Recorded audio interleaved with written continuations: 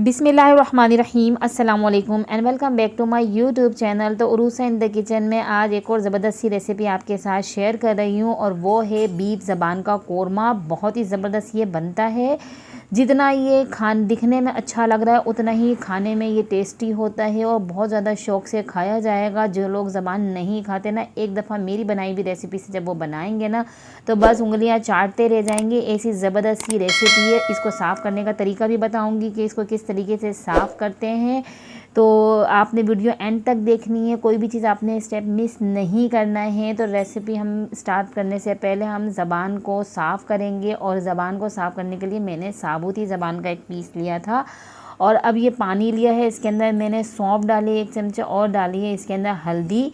और जब पानी में अच्छे से बॉयल आना शुरू हो जाए तो इसके अंदर ये मैं ज़बान डाल दूँगी। अगर आपके पास कट की हुई ज़बान है तो आप उसको डाल दें और 10 से 15 मिनट इसको हम पकाएंगे। 10 से 15 मिनट तक इसलिए पकाएंगे क्योंकि ताकि ये जो हमारी स्किन है ना, ज़बान की जो स्किन खुरदुरी सी एक हार्ड सी स्किन होती है वो ज़रा सॉफ्ट होकर आसानी से उतर जाए। अगर हम 2 से 3 मिनट पकाएंगे तो वो इतनी आसानी से नहीं उतरेगी। ये देखें, ज़बान हमारी बिल्कुल अकड़ चुकी है और ये ऊपर से ये जो इसकी स्किन है ये गल चुकी है, आराम से उतर जाएगी। तो इसको पहले हम ठंडा करेंगे और ठंडा करने के बाद अभी भी ये थोड़ी गर्म है और ये देखें मैं निकाल रही हूँ। इसकी स्किन कितनी आसानी से नहीं निकल रही है। बस हमने इसको इस तरीके से पकड़ के स्किन को रिमूव करना है और हमारी ज़बान इतनी अच्छे से साफ़ हो जाएगी कि बस पता भी नहीं चलेगा।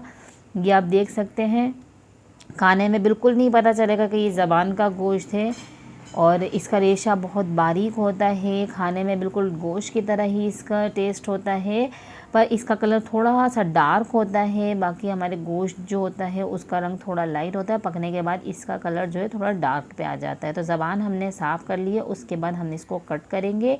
जैसे भी आप पीस कट करना चाहें आराम से उसको कट कर लें। जितने बड़े आपको चाहिए उतने पीस करें इसके।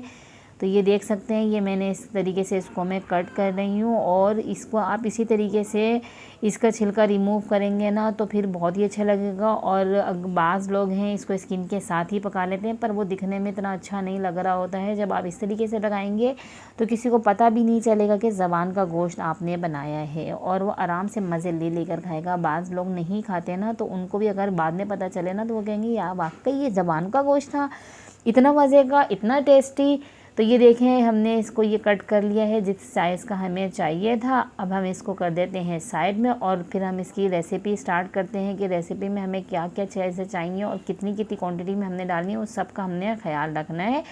तो चलिए हम रेसिपी स्टार्ट करते हैं। तो हमने एक कढ़ाई ली है, उसके अंदर हम तेल डाल देंगे। आधा कप मैंने तेल भर के डाल दिया है। उसके अंदर हम इसके अंदर डाल देंगे प्याज। ये मैंने 3 दरमियाने साइज़ की प्याज थी, ना कोई ज़्यादा छोटी ना बड़ी, बस दरमियाने साइज़ की प्याज ली मैंने। उसको मैंने कट कर लिया था स्लाइस। अब हमने इसको फ्राई करना है कि इसके ऊपर गोल्डन ब्राउन कलर आ जाए। जब इस पर इस तरीके से कलर आ जाएगा तो हम इसे निकाल लेंगे। मज़ीद ये और डार्क हो जाएंगी क्योंकि जब तक ये हीट पर रहती हैं तो ये इसका कलर चेंज होता रहता है। तो इस स्टेज पर हमने इसको सारी प्याज को निकाल लेना है, वरना बहुत ज़्यादा डार्क कलर हो जाएगा इसका। तो ये देखें, सारी प्याज मैंने इसमें से निकाल ली है और अब इसके अंदर कुछ खड़े मसाले डालूंगी। तो जिसके अंदर मैंने लिए है आधा खाने का चम्मच ज़ीरा, 2 तेज़पात ले लिए हैं, 10-12 काली मिर्चें लेंगे, 3 सब्ज़ी इलायची ले ली, 1 दालचीनी का स्टिक का टुकड़ा, 7 मैंने लौंगे लिए हैं, 1 बड़ी इलायची और ये 1 जायफल का टुकड़ा और थोड़ी सी जावित्री के पत्ते फूल ले लिए हैं। इसको हम हाथ से तोड़ लेंगे और जायफल को भी हम ऐसे साबुत नहीं डालेंगे, तो इसको हम कट करके डालेंगे। बाकी ये सारे खड़े मसाले मैंने ऑयल में शामिल कर दिए हैं और इस जायफल को भी मैं इस तरीके से कट करके डालूंगी ताकि ये आराम से हमारे खाने में मिसालन में मिक्स हो जाए, वरना ये एक साइड पे रह जाएगा। और ऐसे डालेंगे तो इसका टेस्ट अच्छे से निकल कर आएगा। तो अब इसके अंदर डालेंगे अदरक लहसुन का पेस्ट, तकरीबन 1.5 से 2 खाने के चम्मच अदरक लहसुन का पेस्ट डालेंगे। उसको हल्का सा फ्राई करेंगे ऑयल के अंदर ताकि इसका सबका टेस्ट अच्छे से आ जाए, अदरक लहसुन और खड़े मसाले का। फिर उसके बाद हम इसके अंदर डालेंगे हमारी ये ज़बान का जो गोश्त है, ये डाल देंगे और इसकी करेंगे भुनाई। 3 से 4 मिनट अच्छी तरीके से इसकी हम करेंगे भुनाई।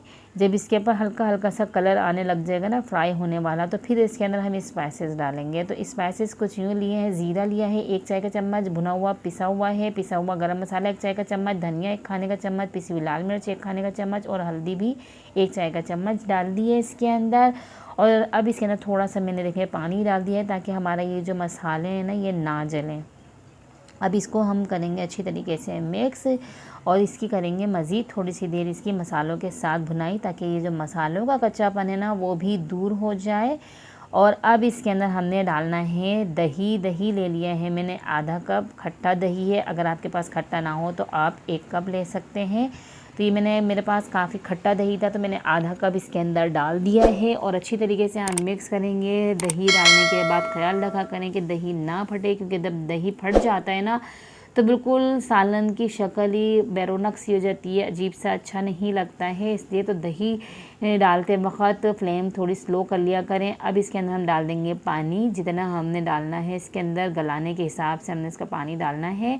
और हमने इसको साथ अभी तक नमक नहीं डाला है इसके अंदर, तो अभी हमने इसके अंदर नमक भी डालना है। और ये देखें नमक मैंने इसके अंदर टेस्ट के हिसाब से डाल दिया है और इसका चमचा चला दिया, अच्छे से मिक्स कर दें इसको। और अब इसको देखें बॉयल अच्छे से आ चुका था। अब ढक्कन ढक के इसको हम 45 मिनट लो फ्लेम पे पकाया हमने। तो ये देखें गोश्त हमारा इसका ज़बान का अच्छे से गल चुका है, रंग आप देख सकते हैं कितना खूबसूरत लग रहा है। अब इसके अंदर प्याज को मैंने हाथ से हल्का सा क्रश कर लिया था, बहुत ज़्यादा नहीं क्रश करेंगे। और इसके अंदर डाल देंगे। तकरीबन हमारी ज़बान तकरीबन गल चुकी है। तो अब इसको प्याज डालने के बाद इसको हमने पकाना है 7 से 10 मिनट, ताकि ये जो प्याज है ये सॉफ़्ट हो जाए और अच्छे से मसाला जो है ना शामिल हो जाए और प्याज की भी खुशबू अच्छे से आ जाए मसाले में। तो ये हमारा कोरमा बिल्कुल रेडी हो चुका है। ऑयल देख सकते हैं आप ऊपर आ चुका है और ये कलर भी आप देख सकते हैं कितना खूबसूरत लग रहे हैं। प्याज अच्छी तरीके से इसके अंदर घुल चुकी है, बिल्कुल लो फ्लेम पे हमने इसको पकाया है। और अब जो है ना ये देखें हमारा कोरमा बिल्कुल ज़बान का रेडी हो गया है। हमने इसे डिश आउट कर रहे हैं। इसे आप तंदूर की रोटी के साथ बहुत अच्छा लगता है और ये चपाती के साथ भी बहुत अच्छा लगता है। और आपको कैसी लगी मेरी वीडियो आप मुझे अच्छे से कमेंट्स देकर बताएं। अपने फ्रेंड्स एंड फैमिलीज़ के साथ इसे शेयर करें, क्योंकि अच्छी चीज़ें जो है ना शेयर करनी चाहिए और ऐसे ही आगे शेयर करते रहेंगे तो मज़ीद आगे बढ़ेगी अच्छी चीज़। तो रेसिपी लोग घरों में अपने ट्राई करेंगे और फिर शौक़ से खाएंगे, फ़ायदा सबका होगा इससे। और जो दोस्त चैनल पे नए हैं चैनल को सब्सक्राइब करना ना भूलें। ऐसी ही मेरी वीडियोस को देखते रहें, मुझे सपोर्ट करें और मुझे नेक्स्ट वीडियो तक दीजिए इजाज़त। अल्लाह हाफ़िज़।